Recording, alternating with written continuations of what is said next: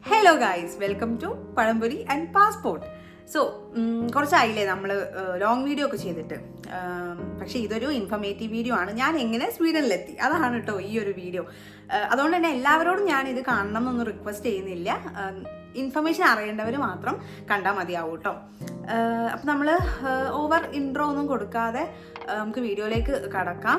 ഞാൻ ഇൻസ്റ്റാഗ്രാമിൽ റീൽസ് ഇടുമ്പോഴാണ് കേട്ടോ എനിക്ക് എൻക്വയറീസ് വരുന്നത്. അതായത് ഏത് ഏജൻസി വഴിയാണ്, എന്തൊക്കെ ഡോക്യുമെൻറ്റ്സ് നമുക്ക് വേണം, എത്ര എക്സ്പെൻസ് ആവും, പിന്നെ എത്ര ടൈം എടുക്കും വിസ കിട്ടാൻ വേണ്ടിയിട്ട്, RP കാർഡ് കിട്ടാൻ വേണ്ടിയിട്ട് എത്ര ടൈം എടുക്കും, അങ്ങനെ പല ഡൗട്ടുകളാണ്. പക്ഷേ എല്ലാവരും സെയിം ഡൗട്ടായിരിക്കും. അപ്പം ഞാൻ വിചാരിച്ചു ഇങ്ങനെ ഒരു വീഡിയോ ചെയ്താൽ എനിക്ക് ലിങ്ക് അങ്ങോട്ട് ഫോർവേഡ് ചെയ്ത് കൊടുത്താൽ മതിയല്ലോ. സോ അതുകൊണ്ട് ചെയ്യുന്നൊരു വീഡിയോ ആണ്. എന്തായാലും ആർക്കെങ്കിലുമൊക്കെ ബെനിഫിറ്റ് ചെയ്യുമെന്ന് ഞാൻ വിചാരിക്കുന്നു കേട്ടോ. അപ്പം വീഡിയോയിലേക്ക് കടക്കാം. ഇതെല്ലാം തുടങ്ങുന്നത് കല്യാണം കഴിഞ്ഞതിന് ശേഷമാണ് കേട്ടോ. അതായത് January 5th, 2025 അതായിരുന്നു എൻ്റെ മാരേജ് ഡേറ്റ് എന്ന് പറയുന്നത്. അപ്പം അത് കഴിഞ്ഞ് ഞങ്ങൾക്ക് ഓൾറെഡി പ്ലാൻ ഉണ്ടായിരുന്നു. എന്തായാലും അരുൺ യൂറോപ്പിലാണ് വർക്ക് ചെയ്യുന്നത്. സോ എനിക്കും എങ്ങനെയെങ്കിലും യൂറോപ്പിലേക്ക് എത്തണം എന്നുള്ളൊരു കാര്യം ഉണ്ടായിരുന്നു. കാരണം നമുക്ക് ലോങ് ഡിസ്റ്റൻസ് ഒന്നും വലിയ താല്പര്യമുള്ള കാര്യമില്ലല്ലോ. അതുകൊണ്ട് എന്തായാലും ഇവിടെ എത്തണം എന്നുണ്ടായിരുന്നു. പിന്നെ ഞങ്ങൾ കൺട്രി വരെ ഞങ്ങൾ അങ്ങനെ ചൂസ് ഒന്നും ചെയ്തിട്ടില്ലായിരുന്നു. പക്ഷെ പിന്നെ അങ്ങനെ ആലോചിച്ച് വന്നപ്പോൾ ഞങ്ങൾ ഫിൻലാൻഡ്, സ്വീഡൻ ഇതിലേതെങ്കിലും ഒരു കൺട്രിയിലേക്ക് നമുക്ക് പോകാം എന്നുള്ളൊരു കാര്യം ചൂസ് ചെയ്തു. പിന്നെ ഏജൻസി, എല്ലാവരും ചോദിക്കുന്നൊരു കാര്യമാണ് ഏത് ഏജൻസി വഴിയാണെന്ന്. സാന്റമോണിക്ക വഴിയാണ് ഞാൻ പോയത്. ഒരു 7 years ബാക്ക് അരുണും സാന്റമോണിക്ക വഴി തന്നെയാണ് യൂറോപ്പിലെത്തിയത്. അവൻ ഇവിടെയാണ് പഠിച്ചതൊക്കെ. അപ്പം ആ ഒരു കോൺഫിഡൻസ് ഉള്ളതുകൊണ്ട് ഞങ്ങളും സാന്റമോണിക്ക വഴി തന്നെയാണ് അപ്ലൈ ചെയ്തത് കാര്യങ്ങളൊക്കെ. അതെല്ലാം ഞാൻ വഴിയേ പറയാം. അപ്പോൾ 14th January ആണ് ആദ്യമായിട്ട് ഞങ്ങൾക്ക് ഒരു മെസ്സേജ് വരുന്നത്. സാന്റമോണിക്കയിൽ അഡ്മിഷൻ ഡിപ്പാർട്ട്മെൻറ്റ് സൈഡിൽ നിന്നായിരുന്നു മെസ്സേജ് വന്നത്. ഇങ്ങനെ നമ്മളെ കോഴ്സിൻ്റെ കാര്യങ്ങളും അങ്ങനെയൊക്കെ പറഞ്ഞിട്ട് പിന്നെ എന്തൊക്കെ ഡോക്യുമെൻറ്റ്സ് വേണം എന്നൊക്കെ പറഞ്ഞിട്ടുള്ളൊരു മെസ്സേജ് ആയിരുന്നു. ഡോക്യുമെൻറ്റ്സിൻ്റെ കാര്യമൊക്കെ എന്തൊക്കെ വേണം എന്നൊക്കെ ഞാൻ പറയാം കേട്ടോ. സോ അങ്ങനെ കോണ്ടാക്ട് ചെയ്തു. January 21st ഒക്കെ ആയപ്പം ഞങ്ങൾ അവിടെ വിസിറ്റ് ചെയ്തു. നമ്മൾ പെരിന്തൽമണ്ണ ബ്രാഞ്ചിലാണ് വിസിറ്റ് ചെയ്തത്. അപ്പം അവർ പറഞ്ഞത് IELTS വേണം എന്നുള്ള രീതിയിലാണ് പറഞ്ഞത്. പക്ഷേ എൻ്റെ ഒരു ഫ്രണ്ട് ഉണ്ട്, അവൾ IELTS ഇല്ലാതെയാണ് വന്നത്. അവൾക്ക് പക്ഷേ ഇവിടെ ഒരു ഇൻ്റർവ്യൂ ഉണ്ടായിരുന്നു എന്നാണ് പറഞ്ഞത്. അതായത് യൂണിവേഴ്സിറ്റിയുടെ സൈഡിൽ നിന്ന് ഒരു ഇൻ്റർവ്യൂ ഉണ്ടാവും. അങ്ങനെയാണെങ്കിൽ IELTS വേണ്ടെന്നാണ് അവൾ പറഞ്ഞൊരു ഇൻഫർമേഷനേ ഉള്ളൂ കേട്ടോ. പക്ഷേ എൻ്റെ കേസ് പറയുകയാണെങ്കിൽ ഞാൻ IELTS 6.5 ആണ് വേണ്ടത്. എനിക്ക് 7 ഉണ്ടായിരുന്നു. ഓൾറെഡി അനുവിൻ്റെ സിസ്റ്ററും കൂടി എൻ്റെ കൂടെ കോച്ചിങ്ങിന് ജോയിൻ ചെയ്തിരുന്നു കേട്ടോ IELTSൻ്റെ. അപ്പം അതും കൂടി ഉള്ളതുകൊണ്ട് എൻ്റെ കയ്യിൽ നിന്ന് അവർ ഫീസ് വാങ്ങിയിട്ടില്ല. അവരൊക്കെ പറഞ്ഞിരുന്നു, അവിടുത്തെ ടീച്ചേഴ്സൊക്കെ പറഞ്ഞിരുന്നു ഞങ്ങൾ ആദ്യമായിട്ടാണ് സിസ്റ്റർ ഇൻ ലോസിന് ക്ലാസ് എടുത്ത് കൊടുക്കുന്നത് എന്നൊക്കെ പറഞ്ഞിരുന്നു. അപ്പം അതുകൊണ്ടല്ല കേട്ടോ ഫീസ് വാങ്ങാൻ. ഞാൻ ജസ്റ്റ് 4 days ഉള്ളായിരുന്നു എൻ്റെ കോച്ചിങ് എന്ന് പറയുന്നത്. അതായത് എനിക്ക് ടൈം ഇല്ലായിരുന്നു. February 3rd എനിക്ക് ഈ ഒരു റിസൾട്ട് എനിക്ക് സബ്മിറ്റ് ചെയ്യണം. കാരണം കംപ്ലീറ്റ് ഡോക്യുമെൻറ്റ് സബ്മിറ്റ് ചെയ്യാനുള്ള ഡെഡ് ലൈൻ എന്ന് പറയുന്നത് February 3rd ആയിരുന്നു. അപ്പോൾ അതിന് മുന്നേ എനിക്ക് റിസൾട്ട് വേണം. ഇതിപ്പോൾ ഓൾറെഡി January 23rd ഞാൻ സ്റ്റാർട്ട് ചെയ്തത്. IELTSൻ്റെ കോച്ചിങ് സ്റ്റാർട്ട് ചെയ്തത് January 23rd ആയിരുന്നു. അപ്പോൾ 4 days just speaking, listening, writing, പിന്നെന്താ റൈറ്റിംഗ്, സ്പീക്കിംഗ് എന്തൊക്കെയായി അതിവിടെ എഴുതാട്ടോ. പെട്ടെന്ന് ഇങ്ങനെ പറയുമ്പോൾ കിട്ടുന്നില്ല. സ്പീക്കിംഗ്, റൈറ്റിംഗ്, ലേണിംഗ് ഒക്കെയാണല്ലോ വരുന്നത്. Listening, reading, what am I missing? Speaking, listening, reading, writing എല്ലാം ആയില്ലേ? ഓക്കെ. ഇതിപ്പോൾ ഇനി കട്ട് ചെയ്യാനൊന്നും വയ്യ. അപ്പോൾ അങ്ങനെ നിൽക്കട്ടെ. അപ്പോൾ അങ്ങനെയൊക്കെയാണ് നമ്മൾ അപ്പോൾ IELTSൻ്റെ കോച്ചിങ് അങ്ങനെ അവിടെ കഴിഞ്ഞു. എനിക്ക് January അവർ അടിപൊളി എടുത്തു തന്നു കേട്ടോ. എനിക്ക് പ്രത്യേക ട്യൂട്ടറിങ് ഒക്കെ തന്നു. കാരണം ബാക്കിയുള്ളവർക്കൊക്കെ 1 month ആണ്, അവർക്ക് ടൈമുണ്ട് പ്രാക്ടീസ് ചെയ്യാൻ വേണ്ടി. പക്ഷേ എനിക്ക് പ്രത്യേകം അവർ കുറേ ടാസ്കുകൾ തന്നു. അങ്ങനെ അതുകൊണ്ടാണ് എനിക്ക് ഇപ്പോൾ 6.5 മതിയായിരുന്നു. എനിക്ക് 7 കിട്ടി. അപ്പം അതൊക്കെ അവർ പറഞ്ഞു തന്ന മെത്തേഡിൽ ഞാൻ ചെയ്തതുകൊണ്ടാണ്. സോ എന്തായാലും അത് നല്ലൊരു ക്ലാസ് ആയിരുന്നു കേട്ടോ. എനിക്ക് അവിടെ നിന്ന് കിട്ടിയ നല്ലൊരു എക്സ്പീരിയൻസ് ആയിരുന്നു ആ ഒരു കോച്ചിങ്ങിൻ്റെ കാര്യത്തിൽ. പിന്നെ അത് കഴിഞ്ഞിട്ട് നെക്സ്റ്റ് സ്റ്റെപ്പ് എന്ന് പറയുന്നത് നമുക്ക് എക്സാം എഴുതണമല്ലോ. എക്സാം എഴുതാൻ കമ്പ്യൂട്ടർ ബേസ്ഡ് എക്സാം ആണ് വരുന്നത്. കാരണം എനിക്ക് ഞാൻ പറഞ്ഞതുപോലെ ഡെഡ് ലൈൻ February 3rd ആയതുകൊണ്ട് തന്നെ എനിക്ക് ടൈമില്ല. നമുക്ക് റിട്ടേൺ എക്സാം എഴുതാനുള്ള ടൈമില്ല. സോ 2 weeks ഒക്കെ എടുക്കും നമ്മളൊരു റിട്ടേൺ എക്സാം എഴുതുകയാണെങ്കിൽ. പക്ഷേ കമ്പ്യൂട്ടർ ബേസ്ഡ് എക്സാം ആണെങ്കിൽ നെക്സ്റ്റ് ഡേ അല്ലെങ്കിൽ 2 daysനുള്ളിൽ തന്നെ നമുക്ക് റിസൾട്ട് വരും. എൻ്റെ കാര്യത്തിൽ 1 day പോലും അതായത് നെക്സ്റ്റ് ഡേ തന്നെ വന്നു. അതായത് ജനുവരി 30th ഞാൻ കോഴിക്കോട് നിന്നാണ് എടുത്തത്. മലപ്പുറം കമ്പ്യൂട്ടർ ബേസ്ഡ് ഇല്ല, എനിക്ക് തോന്നുന്നു തൃശ്ശൂർ അല്ലെങ്കിൽ കോഴിക്കോടാണ് കമ്പ്യൂട്ടർ ബേസ്ഡ് എക്സാം ഉള്ളതെന്നാണ് എനിക്ക് തോന്നുന്നത്. കാരണം അല്ലെങ്കിൽ ഞാൻ മലപ്പുറത്ത് നിന്ന് എടുക്കേണ്ടതാണ്. സോ കോഴിക്കോട് വന്ന് മലാപ്പറമ്പ് എന്ന് പറഞ്ഞ സ്ഥലത്തായിരുന്നു എൻ്റെ ഒരു കമ്പ്യൂട്ടർ ബേസ്ഡ് എക്സാം നടന്നത്. പിന്നെ നമുക്ക് ഇപ്പം സ്പീക്കിങ്ങിൻ്റെ കാര്യത്തിൽ വീഡിയോ കോൾ വഴിയാണ് കേട്ടോ ഉണ്ടാവുക. അങ്ങനെയൊക്കെയാണ്. അങ്ങനത്തെ ആ സംഭവങ്ങളൊക്കെ കഴിഞ്ഞു. അടുത്ത ദിവസം ജനുവരി 31 ഉച്ചയൊക്കെ ആയപ്പോഴേക്ക് എനിക്ക് റിസൾട്ട് വന്നിട്ടുണ്ടായിരുന്നു. അപ്പോൾ ഭയങ്കര സന്തോഷമായി. കാരണം വിചാരിച്ചാലും കൂടുതൽ മാർക്കും കിട്ടിയല്ലോ. അപ്പോൾ അത് ഓക്കെ, ഒരു പോസിറ്റീവ് ആയിട്ട് വന്നു. അപ്പോൾ അതുകൊണ്ട് തന്നെ ഇത് ജസ്റ്റ് ഒരു കാൽഭാഗം പോലെ ആയില്ല, ജസ്റ്റ് അയൽസ് പാസ്സായിട്ടില്ലല്ലോ. പക്ഷെ നമുക്കൊരു പോസിറ്റീവ് ഫീല് കിട്ടും. ഓക്കെ, മുടക്കങ്ങളൊന്നും ഇല്ല എന്നുള്ളൊരു ഫീല് കിട്ടും. അങ്ങനെ അപ്പോൾ അത് കഴിഞ്ഞിട്ടാണ് ഇവർ ഡോക്യുമെൻസിൻ്റെ കാര്യമൊക്കെ പറഞ്ഞത്. അതിന് മുന്നേ പറഞ്ഞിട്ടുണ്ട്, പക്ഷേ ഞാൻ കുറച്ച് ലാഗാക്കി. ഞാൻ പറഞ്ഞല്ലോ, കല്യാണം കഴിഞ്ഞ് നമ്മൾ ഈ ഹണിമൂൺ ഫേസിൽ നിൽക്കുമ്പോൾ നമുക്ക് പലയിടത്തും വിരുന്ന് പോകാണ്ടോ അങ്ങനെ ഇങ്ങനെയൊക്കെ ആയിട്ട് എല്ലാം കൂടി ഉള്ളൊരു ടൈമാണ്. അപ്പം നമുക്ക് എല്ലാം കൂടി അങ്ങോട്ട് എത്തിപ്പെടാൻ പറ്റില്ല. അപ്പോൾ അതുകൊണ്ട് തന്നെ ഭയങ്കര ഒരു ബുദ്ധിമുട്ടുള്ള ഫേസ് ആയിരുന്നു. പക്ഷെ എന്തായാലും നമ്മളുടെ കാര്യമായതുകൊണ്ട് നമ്മൾ മാക്സിമം കൊടുക്കുമല്ലോ. അങ്ങനെ യൂണിവേഴ്സിറ്റി, കാലിക്കറ്റ് യൂണിവേഴ്സിറ്റിയാണ് എന്നെ അങ്ങോട്ട് ബുദ്ധിമുട്ടിച്ചത്. പക്ഷേ ബുദ്ധിമുട്ടിച്ചെന്ന് പറയാൻ പറ്റില്ല, അത് എൻ്റെ മിസ്റ്റേക്കാണ്. ഞാൻ അത് അപ്ലൈ ചെയ്യാം, അവർക്കിപ്പം ക്യൂ സിസ്റ്റം അനുസരിച്ചിട്ടല്ലേ പോകാൻ പറ്റുള്ളൂ. പക്ഷേ എനിക്ക് എങ്ങനെയോ അവർ ശരിയാക്കി തന്നു കേട്ടോ. ട്രാൻസ്ക്രിപ്റ്റ് വേണം, സെം വൈസ് മാർക്ക് ലിസ്റ്റ് വേണം. ഡോക്യുമെൻറ്റ്സിൻ്റെ ലിസ്റ്റ് ഇതാ ഞാൻ ഇവിടെ കൊടുക്കട്ടോ. എന്തൊക്കെ ഡോക്യുമെൻറ്റ്സ് ആണ് നിങ്ങൾ കയ്യിൽ വെക്കേണ്ടത് എന്നുള്ളത്, നമുക്ക് സബ്മിറ്റ് ചെയ്യാനുള്ള എല്ലാ ഡോക്യുമെൻറ്റ്സ് ലിസ്റ്റും ഞാൻ ഇവിടെ കൊടുക്കാം. നിങ്ങൾ സ്ക്രീൻഷോട്ട് എന്തെങ്കിലും എടുത്ത് വെച്ചാൽ മതി. സോ ഈ ട്രാൻസ്ക്രിപ്റ്റും സെം വൈസ് റിസൾട്ടും എൻ്റെ കയ്യിലില്ലായിരുന്നു. അപ്പം ഞാൻ കുടുങ്ങി. കാരണം ഇത് അപ്ലൈ ചെയ്ത് കിട്ടണമെങ്കിൽ നമുക്കറിയാലോ, ഇപ്പോൾ യൂണിവേഴ്സിറ്റിൻ്റെ കയ്യിൽ നിന്നൊരു സാധനം കിട്ടുക എന്നാൽ കുറച്ച് ബുദ്ധിമുട്ടുള്ള കാര്യമായിട്ടാണ് എനിക്ക് ഫീൽ ചെയ്തത്. അപ്പം അവരെ പറഞ്ഞിട്ട് കാര്യമില്ല, അവരിപ്പം അപ്ലിക്കേഷൻ വഴിയല്ലേ അവർക്ക് മൂവ് ചെയ്യാൻ പറ്റുള്ളൂ. അപ്പം ഞാൻ അവിടെ പോയി കയ്യും കാലും ഒക്കെ പിടിച്ച് കുറേ മെയിലുകൾ അയച്ച് എല്ലാ ദിവസവും വിളിച്ച് അവരെ വെറുപ്പിച്ചിട്ടുണ്ട് കേട്ടോ.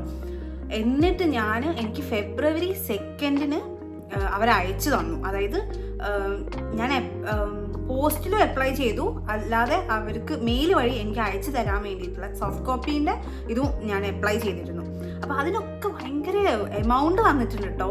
ഞാൻ തന്നെ അന്ന് ഞെട്ടിപ്പോയി. ഈ ട്രാൻസ്ക്രിപ്റ്റ് വാങ്ങാനും, അതായത് 2 കോഴ്സ് ഉണ്ടല്ലോ, അതായത് ഇപ്പം എൻ്റെ BSc അല്ല, BSc ഞാൻ ദേവഗിരിയിലാണ് ചെയ്തത്. അത് അവിടെ ഓട്ടോണോമസ് ആയതുകൊണ്ട് എനിക്ക് ദേവഗിരി പോയിട്ടായിരുന്നു അപ്ലൈ ചെയ്യാനുള്ളത്. അത് മെയിൽ അയച്ച് അത് ഏകദേശം സെറ്റായിരുന്നു. പക്ഷേ കാലിക്കറ്റ് യൂണിവേഴ്സിറ്റിൻ്റെ അണ്ടറിലാണ് ഞാൻ PGയും അതേപോലെ B.Edഉം ചെയ്തത്. അപ്പം ഈ 2 കോഴ്സിൻ്റെയും സെം വൈസും വേണം, ട്രാൻസ്ക്രിപ്റ്റും വേണം. അപ്പം 2 സെക്ഷനാണിത്. അപ്പോൾ ഇവരൊക്കെ വിളിച്ച് മാനേജ് ചെയ്യാറുള്ള കുറച്ച് ബുദ്ധിമുട്ടുള്ള കാര്യമാണ്. അങ്ങനെ ഞാൻ എങ്ങനെയൊക്കെയോ സെറ്റാക്കി എടുത്തു. ഫെബ്രുവരി 2 മോർണിംഗ് ഒരു 11 ഒക്കെ ആയപ്പോഴേക്കും അവരെനിക്ക് തന്നു കേട്ടോ. അതിന് അവരോട് ഭയങ്കര നന്ദിയുണ്ട്. കാരണം അവർ ക്യൂ സിസ്റ്റം ബ്രേക്ക് ചെയ്തിട്ടായിരിക്കുമല്ലോ എനിക്ക് തന്നിട്ടുണ്ടാവുക. പക്ഷേ അവരെൻ്റെ ഒരു ബുദ്ധിമുട്ട് മനസ്സിലാക്കി അവർ തന്നിട്ടുണ്ട്. പക്ഷെ നമുക്ക് കുറച്ചൊരു ബുദ്ധിമുട്ട് വരും. കാരണം നമുക്കിത് കിട്ടുമോ ഇല്ലയെന്ന് നമുക്ക് അറിയില്ലല്ലോ. അപ്പം ഇതിന് മുന്നേ കിട്ടിയില്ലെങ്കിൽ നമ്മൾ ഇത്രയും ചെയ്തൊക്കെ വെറുതെ ആവും. നമുക്ക് അപ്ലൈ ചെയ്യാൻ ഇനി അടുത്ത കൊല്ലം വേണം അപ്ലൈ ചെയ്യാൻ, അങ്ങനെയൊക്കെ നമ്മളെ മനസ്സിൽ വരുമല്ലോ. അപ്പോൾ ആ ഒരു ടെൻഷനായിരുന്നു ഉള്ളത്. പിന്നെ ദേവഗിരിയിൽ പിന്നെ പ്രശ്നമൊന്നും ഉണ്ടായില്ല, നേരെ പോയി വാങ്ങി. ഫെബ്രുവരി 2 തന്നെ ഞാൻ മലപ്പുറമല്ലേ, അപ്പോൾ കോഴിക്കോട് വന്ന് വാങ്ങുമൊക്കെ വേണമല്ലോ. അപ്പോൾ അങ്ങനെ ദേവഗിരിയിൽ വന്ന് ഫെബ്രുവരി 2 തന്നെ വാങ്ങി ഉച്ചയോടെ ഞാൻ അയച്ചു കൊടുത്തു. പിന്നെ അത് കാലേക്കുമ്പോൾ ഇപ്പോൾ ഒരു എന്തൊക്കെയോ അങ്ങനെ അത് കഴിഞ്ഞ് അരുണില്ലായിരുന്നു കേട്ടോ. അതാണ് മെയിൻ സംഭവം. അരുൺ അപ്പോഴേക്ക് പോയല്ലോ. അരുൺ എവിടെയായിരുന്നു? അരുൺ പോയിന്ന് തോന്നുന്നു കേട്ടോ. അരുൺ തിരിച്ച് യൂറോപ്പിലേക്ക് തന്നെ പോയിരുന്നു. അതുകൊണ്ടാണ് ഞാൻ ഒറ്റയ്ക്ക് എനിക്ക് അങ്ങോട്ടും ഇങ്ങോട്ടൊക്കെ പോകേണ്ടി വന്നത്. സോ അങ്ങനെ ആ സംഭവങ്ങളൊക്കെ കഴിഞ്ഞു. ഞാൻ അപ്ലൈ ചെയ്തു, ഫീസ് പേ ചെയ്തു. ഇതൊക്കെ സാന്റമോണിക്ക വഴി നമ്മൾ എമൗണ്ട് അയച്ചു കൊടുക്കുന്നു. അതേപോലെ നമ്മൾ ഈ ഡോക്യുമെൻറ്റ്സ് അയച്ചു കൊടുക്കുന്നു. ബാക്കിയെല്ലാം അവർ ചെയ്തോളൂ കേട്ടോ. നമുക്ക് ഒരു ഹെഡേക്കും ഇല്ല. അവരെല്ലാം പെർഫെക്റ്റ് ആയിട്ട് അങ്ങനത്തെ കാര്യങ്ങളൊക്കെ ഒരു പ്രശ്നമില്ലാതെ അവർ ചെയ്തോളും. അപ്പം നമ്മൾ അപ്ലൈ ചെയ്തു. നമ്മൾ ഡോക്യുമെൻറ്റ്സ് നമ്മൾ സബ്മിറ്റ് ചെയ്ത് കഴിഞ്ഞു. ഇനി വെയിറ്റിംഗ് പീരീഡാണ്. അതായത് ഫെബ്രുവരി 3 തൊട്ടിട്ട് മാർച്ച് 27 വരെ നമ്മൾ വെയിറ്റ് ചെയ്യണം. സോ മാർച്ച് 27 യൂണിവേഴ്സിറ്റീൻ്റെ സൈഡിൽ നിന്ന് നമുക്ക് ഒരു ഡിസിഷൻ വരുന്നത്. അത് നമ്മളിപ്പോൾ ഞാൻ 3 യൂണിവേഴ്സിറ്റീസ് ആയിരുന്നു അപ്ലൈ ചെയ്തത്. അതിൽ ഇപ്പോൾ ഫസ്റ്റ് തന്നെ കിട്ടിയതുകൊണ്ട് കുഴപ്പമില്ല. നമ്മൾ ഏതൊക്കെ യൂണിവേഴ്സിറ്റീസ് നമ്മളെ അഡ്മിറ്റ് ചെയ്തു എന്ന് നമുക്ക് അറിയാൻ പറ്റും ഈ ഒരു 27th മാർച്ച് 27th. അങ്ങനെ ഫസ്റ്റ് ഓപ്ഷൻ തന്നെ കിട്ടി, അതുകൊണ്ട് സന്തോഷമൊക്കെ ആയി. അങ്ങനെ നെക്സ്റ്റ് പ്രോസസ്സ് എന്ന് പറയുന്നത് ഈ അഡ്മിഷൻ നമുക്ക് അഡ്മിഷൻ ഡിപ്പാർട്ട്മെൻറ്റിലായിരുന്നല്ലോ, അതായത് സാന്റമോണിക്കിൻ്റെ അഡ്മിഷൻ ഡിപ്പാർട്ട്മെൻറ്റിലാണ് ഇപ്പോൾ നമ്മളെ കേസിലത്. അത് അവർ അപ്പോൾ തന്നെ വിസ ഡിപ്പാർട്ട്മെൻറ്റിലേക്ക് ഫോർവേഡ് ചെയ്യും. ഞാൻ അതായത് എന്താ അഡ്മിഷൻ ഡിപ്പാർട്ട്മെൻറ്റ് എനിക്ക് അങ്ങനെ ഭയങ്കര ഒരു സംഭവമായിട്ടൊന്നും തോന്നിയില്ല. പക്ഷേ വിസ ഡിപ്പാർട്ട്മെൻറ്റ് അതെനിക്ക് ആ ഒരു ചേച്ചീൻ്റെ അപ്രോച്ച് കേട്ടോ, എനിക്ക് ഇപ്പോൾ പേര് പറയാൻ പറ്റുമോ അറിയില്ല, അതുകൊണ്ടാണ് ഞാൻ പേരൊന്നും പറയാത്തത്. പക്ഷേ ആ ചേച്ചീൻ്റെ ഒരു അപ്രോച്ച് അടിപൊളിയായിരുന്നു കേട്ടോ. നമ്മൾ എന്ത് മണ്ടത്തരം ചോദിച്ചാലും ആ ചേച്ചി ഒരു ബുദ്ധിമുട്ടും ഇല്ലാത്ത പറഞ്ഞു തരും. നമുക്ക് അതുകൊണ്ട് എത്ര ഫ്രീ ആയിട്ടും എത്ര പ്രാവശ്യം വേണമെങ്കിലും നമുക്ക് ചോദിക്കാം അവരോട്, ആ ചേച്ചിനോട് കേട്ടോ. സോ അതുകൊണ്ട് എനിക്ക് ഭയങ്കര കംഫർട്ടബിൾ ആയിരുന്നു ആ ഒരു ഡിപ്പാർട്ട്മെൻറ്റ് കൂടെ. അതായത് വിസ ഡിപ്പാർട്ട്മെൻറ്റ് അടിപൊളിയായിരുന്നു കേട്ടോ. എല്ലാ കാര്യങ്ങളും പെർഫെക്റ്റ് ആയിട്ട് ചെയ്തു തന്നായിരുന്നു. ഞാൻ പിന്നെയും റിപ്പീറ്റഡായി ചോദിക്കും, കാരണം ഒരു മെസ്സേജ് അയച്ചു അത് ചെയ്യണമെന്ന് പറഞ്ഞാൽ ഞാൻ ചിലപ്പോൾ മറന്നു പോകും. അപ്പോൾ നെക്സ്റ്റ് ഡേ ഞാൻ സെയിം കാര്യങ്ങൾ ചോദിക്കും, അപ്പോൾ പിന്നെ ഒരു മടിയില്ലാതെ പറഞ്ഞു തരും കേട്ടോ. അപ്പോൾ അങ്ങനെയൊക്കെയാണ്. അപ്പം നമുക്ക് മാർച്ച് 27 റിസൾട്ട് വന്നു. 28 മാർച്ചിന് വിസ ഡിപ്പാർട്ട്മെൻറ്റ് നമ്മളെ കോൺടാക്റ്റ് ചെയ്തു. ഇതിനൊക്കെ സ്ക്രീൻഷോട്ട്സ് ഉണ്ടെങ്കിൽ ഞാൻ പറ്റുകയാണെങ്കിൽ ഇവിടെ എവിടെയെങ്കിലും സൈഡിൽ വെക്കാട്ടോ. അങ്ങനെ വിസ ടീം നമ്മളെ കോൺടാക്ട് ചെയ്ത് കഴിഞ്ഞാൽ അവരൊരു ലിസ്റ്റ് തരും, നമ്മൾ ഇനി എന്തൊക്കെയാണ് നമുക്കിനി ഫെർദർ ആയിട്ട് ചെയ്യാനുള്ളത് എന്ന് പറഞ്ഞിട്ട്. അപ്പോൾ അതിൽ ആദ്യത്തേത് നമ്മളെ നമ്മളെ ട്യൂഷൻ ഫീസിൻ്റെ പേയ്മെൻ്റ് ആയിരിക്കും. സോ ട്യൂഷൻ ഫീ നമ്മൾ ജസ്റ്റ് അവർക്ക് അയച്ചു കൊടുത്താൽ മതി, സാന്റമോണിക്കക്ക് അയച്ചു കൊടുത്താൽ മതി, അവർ തന്നെ നമുക്ക് പേയ്മെൻറ്റ് ചെയ്ത് തരും. അങ്ങനെ യൂണിവേഴ്സിറ്റിയുടെ സൈഡിൽ നിന്ന് ഒരു കൺഫർമേഷൻ പേയ്മെൻറ്റ് റെസീപ്റ്റ്, അതായത് ട്യൂഷൻ ഫീ പേയ്മെൻറ്റ് റെസീപ്റ്റ് നമുക്ക് കിട്ടിയാൽ ഉടനെ തന്നെ നമുക്ക് RP കാർഡിൻ്റെ ആപ്ലിക്കേഷൻ സ്റ്റാർട്ട് ചെയ്യാൻ പറ്റും. സോ RP കാർഡിന് വേണ്ട കുറച്ച് ഇമ്പോർട്ടൻറ്റ് ഡോക്യുമെൻറ്റ്സ് ഉണ്ട്, അതെല്ലാം ഞാനിതാ ഇവിടെ ഈ സൈഡിൽ കൊടുക്കാം. സോ ഇത്രയും ഡോക്യുമെൻറ്റ്സ് ആണ് നമുക്ക് RP കാർഡിൻ്റെ ആപ്ലിക്കേഷന് വേണ്ടിയിട്ട് വേണ്ടത്. ഡോക്യുമെൻറ്റ്സിൻ്റെ കാര്യം പറയുമ്പം ബാങ്ക് സ്റ്റേറ്റ്മെൻറ്റ്, അതേപോലെ ബാങ്ക് റിലേറ്റഡ് ആയിട്ടുള്ള കുറച്ച് ഡോക്യുമെൻറ്റ്സിനൊക്കെയാണ് എനിക്ക് കുറച്ചൊരു ബുദ്ധിമുട്ട് തോന്നിയത്. അത് നമ്മൾ ആദ്യം ചെയ്ത് വെച്ചാൽ പ്രശ്നമൊന്നുമില്ല, പക്ഷേ 6 monthsൻ്റെ നമ്മൾ സ്റ്റേറ്റ്മെൻറ്റ് എടുക്കണം. ഈ സ്റ്റേറ്റ്മെൻറ്റിൽ കനറ ബാങ്ക് വഴി നമുക്ക് മിനി സ്റ്റേറ്റ്മെൻറ്റ് എടുക്കാം, പക്ഷെ അത് എടുത്തു കൊടുത്തപ്പോൾ അത് പറ്റില്ല എന്ന് പറഞ്ഞു. അത് എന്തുകൊണ്ടായിരുന്നു എനിക്കിപ്പോൾ ഓർമ്മയില്ല, അത് പറ്റില്ല എന്ന് പറഞ്ഞു. അപ്പം ഞാൻ ഡയറക്റ്റ് ബാങ്കിൽ പോയി, എത്രയോ പേജസ് ഉണ്ടാവില്ല, നിങ്ങൾ ആലോചിച്ച് നോക്കൂ. 6 months എന്ന് പറയുമ്പം പ്രത്യേകിച്ച് കല്യാണവുമാണ്. അപ്പോൾ ആ ഒരു 6 months പറഞ്ഞാൽ നമുക്ക് അത്രയും ട്രാൻസാക്ഷൻ നടന്നൊരു ടൈമായിരിക്കും. അപ്പം അത്രയും പേജസ്, അതും ബാങ്കിൽ എനിക്ക് അറിയുന്ന ഒരാളൊക്കെ ഉള്ളതുകൊണ്ട് ഞാൻ വലിയ ബുദ്ധിമുട്ടില്ലാതെ ശരിയായി. അവർ എല്ലാ പേജും സൈനും സീനും ചെയ്ത് തന്നിട്ടു. അത് കണ്ടപ്പോൾ എനിക്ക് തന്നെ ഒരു സങ്കടം തോന്നി. നമ്മളെ ഫണ്ട് വരുന്നത്, നമ്മളെ ബാങ്കിൽ നമ്മൾ ഫണ്ട് കാണിക്കണമല്ലോ, ലിവിങ് എക്സ്പെൻസ് കാണിക്കണമല്ലോ, അത് നമ്മളെ ഹസ്ബൻഡിനോ, അതായത് സ്പൗസിൻ്റെയോ അല്ലെങ്കിൽ പാരൻറ്റിൻ്റെയോ കയ്യിൽ നിന്ന് വേണം വാങ്ങാൻ വേണ്ടിയിട്ട്. അല്ലെങ്കിൽ അപ്പുറത്തെ അമ്മാവൻ, ഇപ്പുറത്തെ അമ്മായി, അതൊന്നും പറ്റില്ല. നമ്മൾ ഏതെങ്കിലും റിലേറ്റീവിൻ്റെ അടുത്ത് നിന്ന് അങ്ങനെയൊന്നും നമ്മളെ ഫണ്ട് വരാൻ പാടില്ല. നമ്മളെ പേരൻറ്റോ അല്ലെങ്കിൽ നമ്മളെ സ്പൗസോ വേണം നമുക്ക് തരാൻ വേണ്ടിയിട്ട്. സോ എൻ്റെ കാര്യം പറയുകയാണെങ്കിൽ അരുണിൻ്റെ ഇന്ത്യൻ അക്കൗണ്ടിൽ അപ്പോൾ എന്തോ ഒരു ഇത് വന്നിട്ട് അരുൺ അമ്മക്ക് ട്രാൻസ്ഫർ ചെയ്ത് കൊടുത്തിട്ട് അമ്മയാണ് എനിക്ക് അത് ട്രാൻസ്ഫർ ചെയ്ത് തന്നത്. സോ എന്നിട്ട് അമ്മ ഒരു ക്ലാരിഫിക്കേഷൻ, ഒരു ലെറ്റർ അമ്മൻ്റെ സൈഡിൽ നിന്ന് തരണം. അതായത് ഞാൻ എൻ്റെ മകൾക്ക് ഇത്ര ഒരു എമൗണ്ട് ഇന്ന ഡേറ്റിന് കൊടുത്തു എന്നൊക്കെ പറഞ്ഞിട്ട് അങ്ങനെ ഒരു ക്ലാരിഫിക്കേഷൻ ലെറ്റർ വേണം. പിന്നെ അമ്മൻ്റെ ബാങ്ക് സ്റ്റേറ്റ്മെൻറ്റ് വേണം. അതായത് നമ്മളെ എൻ്റെ അക്കൗണ്ടിലേക്ക് ഇങ്ങനെ ട്രാൻസ്ഫർ ചെയ്ത് തന്നിട്ടുണ്ടാവുമല്ലോ, അപ്പോൾ ആ ദിവസങ്ങളിലെ ഒരു ബാങ്ക് സ്റ്റേറ്റ്മെൻറ്റ്, അങ്ങനെ ഒരു സംഭവം വേണം. അങ്ങനെ അതും സീലും സൈനും ഒക്കെ ചെയ്തത് വേണം കേട്ടോ. അപ്പോൾ അങ്ങനത്തെ സംഭവങ്ങളൊക്കെ ആയിരിക്കും. ഇതൊക്കെ സപ്പോർട്ടിങ് ഡോക്യുമെൻറ്റ്സ് ആണ് കേട്ടോ. നമ്മൾ ഇപ്പോൾ അമ്മേൻ്റെ ഈ ക്ലാരിഫിക്കേഷൻ ലെറ്റർ എന്നൊക്കെ പറഞ്ഞില്ല, അതൊക്കെ സപ്പോർട്ടിങ് ഡോക്യുമെൻറ്റ്സ് ആണ്. May 12th ഞങ്ങൾ ഈ ഒരു RP കാർഡിൻ്റെ ആപ്ലിക്കേഷൻ നമ്മൾ സബ്മിറ്റ് ചെയ്യുന്നത്. അതേപോലെ അത് കഴിഞ്ഞിട്ട് പിന്നെ ഒരു വെയിറ്റിംഗ് ആണ് കേട്ടോ. വെയിറ്റിംഗ് ആർക്കും താല്പര്യമില്ലല്ലോ. എനിക്ക് തീരും താല്പര്യമില്ലാത്ത, എനിക്ക് തീരും പേഷ്യൻസ് ഒന്നും ഇല്ലാത്ത ആളാണ്. പക്ഷേ എന്ത് ചെയ്യാനാണ്, വെയിറ്റ് ചെയ്തല്ലേ പറ്റുള്ളൂ. അങ്ങനെ May 12th അപ്ലൈ ചെയ്തു. പിന്നെ എല്ലാവരുടെ അടുത്തുനിന്നും കുറേ റിജക്ഷൻ്റെ ഇത് കേൾക്കുന്നുണ്ട്. അങ്ങനെ പല ടെൻഷനും ഉണ്ടാവും നമുക്ക് ആ ഒരു സമയത്ത്. അപ്പോൾ 12th May അപ്ലൈ ചെയ്തിട്ട് 20th May ആയപ്പം നമുക്കൊരു ഇത് വന്നു കേട്ടോ. ഒരു സ്വീഡിഷ് മൈഗ്രേഷൻ ഏജൻസീൻ്റെ സൈഡിൽ നിന്ന് ഒരു മെസ്സേജ് വന്നു. അതായത് നമുക്ക് എക്സ്ട്രാ ഇൻഫർമേഷൻസ് അത് പറഞ്ഞിട്ടൊരു മെസ്സേജാണ് വന്നത്. അപ്പോൾ ഫോർ എക്സാമ്പിൾ ഇപ്പോൾ എൻ്റെ കാര്യത്തിൽ വന്ന കുറച്ച് എൻക്വയറീസ്, അതായത് അവരുടെ സൈഡിൽ നിന്ന് നമുക്ക് എക്സ്ട്രാ ആയിട്ട് നമ്മൾ കൊടുക്കേണ്ട കുറച്ച് ആൻസേഴ്സ്, അതിൻ്റെ ക്വസ്റ്റ്യൻസ് ആണ് ഞാൻ വായിക്കാൻ പോകുന്നത്. Why wasn't the marriage registered immediately after you got married in January? So ഞാൻ പറഞ്ഞല്ലോ എല്ലാം ഒരു ഓട്ടമായിരുന്നു. അപ്പോൾ ജനുവരിയിൽ കല്യാണം കഴിഞ്ഞിട്ട് ഞങ്ങൾ മെയ്യിലാണ് ഞങ്ങൾ രജിസ്റ്റർ ചെയ്യുന്നത്. അപ്പം അവർക്ക് ഡൗട്ട്, അവരെ പറഞ്ഞിട്ട് കാര്യമില്ലല്ലോ. അങ്ങനെ അതെന്തുകൊണ്ടാണെന്നൊക്കെ പറഞ്ഞു. അപ്പം ഞാൻ അങ്ങനെ നമ്മൾ തിരിച്ചയച്ചു, ഇങ്ങനെ ഹസ്ബൻഡിന് ട്രാവൽ ചെയ്യാണ്ടായിരുന്നു, അതുകൊണ്ട് പറ്റിയില്ല, അങ്ങനെയൊക്കെ അങ്ങനെ പറഞ്ഞിട്ട് അയച്ചു. പിന്നെ അടുത്ത ക്വസ്റ്റ്യൻ എന്ന് പറയുന്നത്, how long have you and your wife been in a relationship before you married each other? യോറില്ലല്ലോ.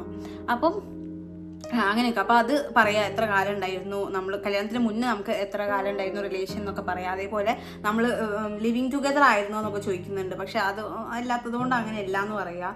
പിന്നെ അങ്ങനെയൊക്കെ പറഞ്ഞിട്ട് പിന്നെ നമ്മൾ ട്രാവൽ ചെയ്ത് കാര്യങ്ങൾ അങ്ങനെയൊക്കെ ചോദിക്കുന്നുണ്ട്. അതായത് ഹോട്ടൽ ബുക്കിങ്സ്, അതേപോലെ ടിക്കറ്റ് കാര്യങ്ങളൊക്കെ ഉണ്ടാവില്ല. അപ്പോൾ അതൊക്കെ നമ്മൾ അയച്ചു കൊടുക്കുക.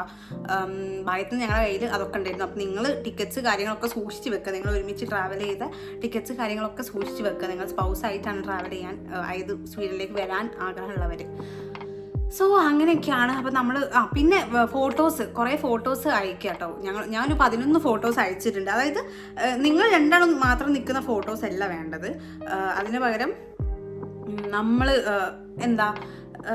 അതായത് എല്ലാവരും കൂടി നമ്മുടെ ഫാമിലിയോടെ ഇരുന്ന് കഴിക്കുന്ന ഫോട്ടോസൊക്കെ ഉണ്ടാവില്ലേ, അപ്പോൾ അങ്ങനത്തെ ഫോട്ടോസാണ് അവർക്ക് വേണ്ടതെന്നാണ്. ഇതൊക്കെ സാന്റാ മോണിക്ക പറഞ്ഞ ഒരു ഐഡിയ വെച്ചിട്ടാണ് കേട്ടോ ഞാൻ പറയുന്നത്. സോ ഞാൻ അയച്ച ഫോട്ടോസ് കാണിച്ചു തരാം. സോ ആദ്യം തന്നെ എൻ്റെ മാരേജിൻ്റെ ഇതയച്ചു. പിന്നെ ഈ ആൾക്കാരെ ഇവർക്ക് കാണണം, നമ്മൾ ജെന്യുവിൻ ആണോ എന്നാണ് അവർക്ക് അറിയേണ്ടത്. സോ ആൾക്കാരെ കാണുന്ന രീതിയിലുള്ള ഫോട്ടോസാണ് ഞാൻ അയച്ചത്. പിന്നെ എൻ്റെ വെഡ്ഡിങ് കാർഡ്, അതേപോലെ കശ്മീരിൽ പോയപ്പോഴുള്ള ഫോട്ടോ, പിന്നെ ബർത്ത്ഡേ സെലിബ്രേഷൻ, അങ്ങനത്തെ സംഭവങ്ങളൊക്കെയാണ് അയച്ചത്. അപ്പം അത്രയും കാര്യങ്ങളാണ് ഞാൻ അയച്ചത്.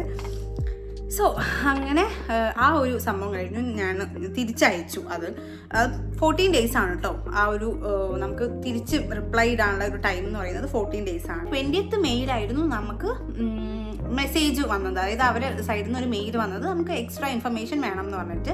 27th മെയ് ആയപ്പം നമുക്ക് ബയോമെട്രിക്സിൻ്റെ റിക്വസ്റ്റ് വന്നു. അപ്പം നമ്മൾ ന്യൂഡൽഹിയിൽ പോകണമായിരുന്നു. നമ്മൾ 2nd ജൂണിനാണ് നമ്മൾ ബയോമെട്രിക്സിന് വേണ്ടിയിട്ട് ന്യൂഡൽഹിയിൽ പോയത്. അവിടെ സ്വീഡിഷ് എംബസിയിൽ പോവുക. അതേപോലെ നമുക്ക് വോക്കിൻ ആണ്, നമ്മൾ അപ്പോയിൻമെൻ്റ് ഒന്നും എടുക്കണ്ടെന്നാണ് എൻ്റെ ഒരു ഓർമ്മയിൽ ആണ്. അപ്പോയിൻമെൻറ്റ് എടുക്കണ്ട, നമ്മൾ അവിടെ പോയിട്ട് രാവിലെ തന്നെ പോവുക കേട്ടോ. നിങ്ങൾ ഒരു 6 മണി ഒക്കെ ആകുമ്പോൾ അവിടെ എത്തിയാൽ നല്ലത്. നിങ്ങൾക്ക് പെട്ടെന്ന് അപ്പോയിൻമെൻറ്റ് കിട്ടി വേഗം പോയി ഇറങ്ങാൻ പറ്റും. സോ അവിടുന്ന് കുറേ പേരെ പരിചയപ്പെടാം കേട്ടോ. നമുക്ക് മലയാളികളൊക്കെ കാണാം, നമുക്ക് കോണ്ടാക്ട്സ് ഒക്കെ ഉണ്ടാക്കാം. സോ അങ്ങനെ ഞങ്ങൾ ഒരു 2-3 മലയാളികളെ അവിടെ തന്നെ കണ്ടായിരുന്നു. അങ്ങനെ 2nd ജൂണിനാണ് ഞങ്ങൾ പോയിരുന്നത്. 2nd ജൂൺ തൊട്ടിട്ട് പിന്നെ ഒരു വെയിറ്റിംഗ് ആണ്. അതിൻ്റെ ഉള്ളിൽ എല്ലാവരും ഇങ്ങനെ കുറേ പേര് നെഗറ്റീവ് പറയും, കുറേ പേര് പോസിറ്റീവ് പറയും, ചിലർ കിട്ടിയത് പറയും, കിട്ടൂല എന്ന് പറയും. അങ്ങനെ പലതും കേട്ട് നമ്മളിങ്ങനെ വെയിറ്റ് ചെയ്തിരിക്കുക. അതേ പറ്റുള്ളൂ നമുക്ക് ആ സമയത്ത്. പിന്നെ 25th ജൂണിന് ഞങ്ങൾക്ക് ഗ്രാൻഡായിട്ടോ RP കാർഡ് ഗ്രാൻഡ് എന്നൊക്കെ പറഞ്ഞിട്ടൊരു മെയിൽ വന്നു. ഞാനപ്പം കൊല്ലം എൻ്റെ അനിയൻ്റെ അഡ്മിഷന് വേണ്ടിയിട്ട് പോയതായിരുന്നു കൊല്ലം അമൃതയിൽ. അവൻ്റെ അഡ്മിഷനൊക്കെ കഴിഞ്ഞ് ഞാനിങ്ങനെ ഇരിക്കുക. ഞങ്ങളവിടെ കഥയൊക്കെ പറഞ്ഞ് എൻ്റെ അമ്മ ഉണ്ട്, കസിൻസ് ഉണ്ട്, എല്ലാവരും ഇങ്ങനെ കഥ പറഞ്ഞിരിക്കുമ്പോൾ അരുൺ വിളിക്കുന്നു, ഗ്രാൻഡായി എന്ന് പറയുന്നു. അത് വേറെ ഒരു ലെവൽ സന്തോഷമാണ് കേട്ടോ. അപ്പോൾ ഓക്കെ, അങ്ങനെ ആ ഒരു ഇത് കിട്ടി ഞങ്ങൾക്ക്. അപ്പം ഞാൻ പറഞ്ഞില്ലായിരുന്നു നിങ്ങളോട് ബയോമെട്രിക്സിന് പോയിരുന്നു എന്ന്. അപ്പോൾ തന്നെ നമ്മളോട് അവിടെ നിന്ന് ചോദിക്കും, നിങ്ങൾക്ക് ഇവിടെ വന്ന് കളക്ട് ചെയ്യണോ, അതായത് നമ്മൾ RP കാർഡ് ഇവിടെ വന്ന് കളക്ട് ചെയ്യണോ, അതായത് ന്യൂഡൽഹിയിൽ കളക്ട് ചെയ്യണോ, അല്ലെങ്കിൽ നമുക്ക് ചെന്നൈ ഓപ്ഷൻ ഉണ്ടായിരുന്നു. അപ്പോൾ ഞങ്ങൾ പറഞ്ഞു ഓക്കെ ചെന്നൈ വന്ന് കളക്ട് ചെയ്തോളാം എന്ന് പറഞ്ഞു. അപ്പോൾ ഇനി നമ്മൾ വെയിറ്റിംഗ് എന്ന് പറയുന്നത് ചെന്നൈയിൽ പോയിട്ട് കളക്ട് ചെയ്യണം. അതിന് ആദ്യം ചെന്നൈയിൽ എത്തണം. അപ്പം അതിന് വേണ്ടിയിട്ടുള്ള വെയിറ്റിംഗ് ആയിരുന്നു. നമ്മൾ കുറേ കഴിഞ്ഞപ്പം ചെന്നൈയിലൊക്കെ വിളിച്ച് നോക്കണം എന്ന് നമുക്ക് കൺട്രോൾ നമ്പർ തരും, കൺട്രോൾ നമ്പർ കിട്ടും. അപ്പോൾ ആ നമ്പർ പറഞ്ഞു കൊടുത്താൽ അവർ പറഞ്ഞു തരും നമുക്ക് എത്തിയോ ഇല്ലേ എന്നൊക്കെ. അങ്ങനെ ഒരു പ്രാവശ്യമൊക്കെ ഞാൻ വിളിച്ച് നോക്കി. അങ്ങനെ എപ്പോഴും വിളിച്ച് നോക്കേണ്ട ആവശ്യമൊന്നുമില്ല, നമുക്ക് മെയിൽ വരും. പിന്നെ സാന്റമോണിക്കയിൽ ആ ചേച്ചി എന്നോട് പറഞ്ഞു ഒന്ന് വിളിച്ച് നോക്കിയേക്കെന്ന് പറഞ്ഞപ്പോൾ ജസ്റ്റ് ഞാൻ ഒന്ന് വിളിച്ച് നോക്കി. അപ്പോൾ ആദ്യത്തെ പ്രാവശ്യം അവർ പറഞ്ഞു എന്താ എത്തിയാൽ മെയിൽ വരും എന്ന് പറഞ്ഞു. അങ്ങനെ മെയിൽ വന്നപ്പോൾ മെയിൽ എന്താ വന്നത് 13th ജൂലൈ, അതായത് 25th ജൂണിനാണ് നമുക്ക് ഗ്രാൻഡ് ചെയ്ത് കിട്ടിയത്. 13th ജൂലൈയിലാണ് RP കാർഡ് ചെന്നൈയിൽ അറൈവ് ചെയ്തത് കേട്ടോ. സോ നമ്മൾ 22nd ജൂലൈയിലാണ് കളക്ട് ചെയ്യാൻ പോയത്. അങ്ങനെ കളക്റ്റൊക്കെ ചെയ്തു. അവിടുത്തെ കളക്ട് ചെയ്യുമ്പോഴുള്ള വീഡിയോ ആണ് കേട്ടോ, കളക്ട് ചെയ്ത് കഴിഞ്ഞിട്ടുള്ള വീഡിയോ ആണ്. അപ്പോൾ ഭയങ്കര സന്തോഷമാണ്. അങ്ങനെ ഫൈനലി നമ്മൾ എന്താ ഒരു കുറേ കാലത്തൊരു വെയിറ്റിംഗ് ആണല്ലോ, അങ്ങനെ സക്സസ്ഫുള്ളി നമുക്ക് RP കാർഡ് കിട്ടിയിരിക്കുന്നു. ആ ഒരു മൊമെൻറ്റ് ഭയങ്കര, അത് നിങ്ങൾക്ക് എത്രത്തോളം റിലേറ്റ് ചെയ്യാൻ പറ്റും എന്ന് എനിക്കറിയില്ല, പക്ഷേ ഭയങ്കര ഒരു അടിപൊളിയായിട്ടുള്ളൊരു മൊമെൻ്റാണ് ആ ഒരു ടൈം എന്ന് പറയുന്നത്. അങ്ങനെ 22nd ജൂലൈയിൽ RP കാർഡ് കിട്ടി. ഞങ്ങൾ ചെന്നൈ പോയല്ലോ, 23rd ജൂലൈയിൽ ഞങ്ങൾ ടിക്കറ്റ് ബുക്ക് ചെയ്തിട്ടുണ്ട് കേട്ടോ. അങ്ങനെ ടിക്കറ്റൊക്കെ ബുക്ക് ചെയ്തു, പാക്കിങ്ങും കാര്യങ്ങളൊക്കെ ആയി. അപ്പം എനിക്ക് തോന്നുന്നു ഈ ഒരു വീഡിയോ ഞാൻ RP കാർഡ് എടുക്കുന്ന വരെയാണ് പ്ലാൻ ചെയ്തത്. സോ നമുക്ക് ഇനി നെക്സ്റ്റ് വീഡിയോയിൽ കാണാം അല്ലേ. അടുത്ത ഒരു വീഡിയോ എന്ന് പറയുന്നത് ഞങ്ങൾ എങ്ങനെ ഇവിടെ എത്തിയിട്ടുള്ള കാര്യങ്ങളാണ് ഞാൻ പറയാൻ ഉദ്ദേശിക്കുന്നത്. അതായത് ഇവിടെ വന്ന നമ്മൾ എന്തൊക്കെ, നമ്മൾ ID കാർഡിന് വേണ്ടിയിട്ട്, നമ്മൾ ബാങ്ക് അക്കൗണ്ടിന് വേണ്ടിയിട്ടൊക്കെ എന്തൊക്കെയാണ് ചെയ്യേണ്ടത്, അങ്ങനത്തെ സംഭവങ്ങളൊക്കെ ആയിട്ട് റിലേറ്റ് ചെയ്ത വീഡിയോ ആണ് നെക്സ്റ്റ് വീഡിയോ ആയിട്ട് ഞാൻ ചെയ്യാൻ വിചാരിക്കുന്നത്. അപ്പം നിങ്ങൾക്ക് ആർക്കെങ്കിലും കുറച്ച് പേർക്കെങ്കിലും ഈ ഒരു വീഡിയോ ഇൻഫോർമേറ്റീവ് ആയെന്ന് ഞാൻ വിചാരിക്കുന്നു. അപ്പം നമുക്ക് നെക്സ്റ്റ് വീഡിയോയിൽ കാണാം. Till then bye, take care. പിന്നെ subscribe, like, share and subscribe. Okay, bye. പിന്നെ ഞാൻ പറയാൻ വിട്ടുപോയൊരു കാര്യം ഇപ്പോൾ പറയാമെന്ന് വിചാരിച്ചു. നിങ്ങൾ ഏത് ഏജൻസി വഴിയാണ് പോകുന്നതെങ്കിലും എല്ലാ ഏജൻസീസും ഇപ്പോൾ എന്തായാലും അവരുടെ പ്രോഫിറ്റും അവർക്ക് കിട്ടുന്ന കമ്മീഷനൊക്കെ നോക്കിയിട്ടേ ഉള്ളൂ അവർ നമുക്കൊരു യൂണിവേഴ്സിറ്റി സജസ്റ്റ് ചെയ്യുക.